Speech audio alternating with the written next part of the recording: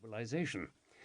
We will return to these important rifts and debates within the European left in the book, even though the chronological focus lies on the events unfolding from 1917 onwards. Starting in 1917, the year in which America's entry into the war and two revolutions in Russia prompted a revolution of expectations both for the war itself and for the post-war order, and ending in late 1923, when the revolutionary years ushered in a more stable period in German history, this book seeks to achieve two things. First, it aims to offer a new narrative analysis of the turbulent events that led to the military collapse of Imperial Germany and the establishment of the first German democracy.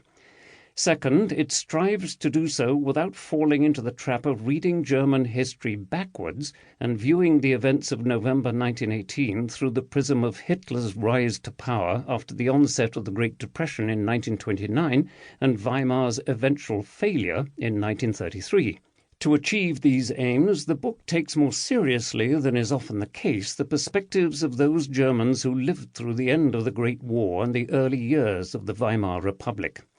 Instead of taking for granted the retrospectively imposed narrative of the doomed republic that has become a staple of history school books and public discourses about interwar Germany, I suggest that the future of Weimar was wide open in the early years of the republic's existence, with failure as likely as success, and optimism about the future as common as pessimism.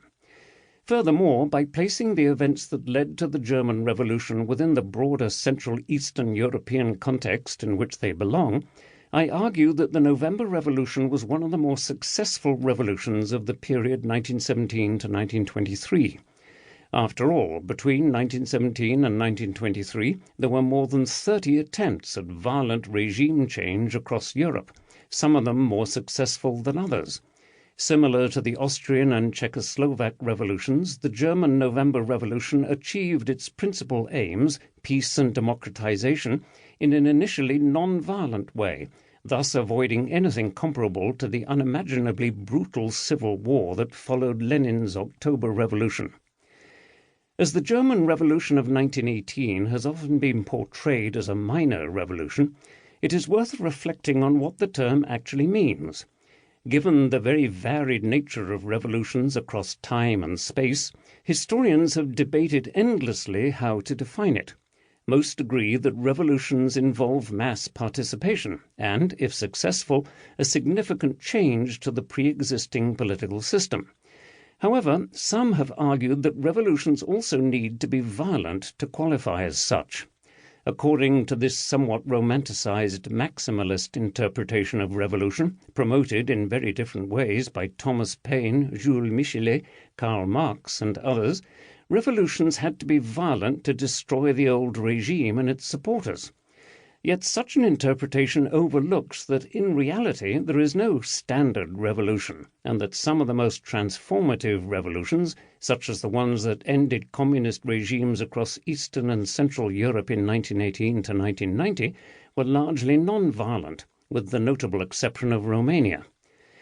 Other aspects that are often emphasized as quintessentially revolutionary are suddenness and radical change in the distribution of wealth.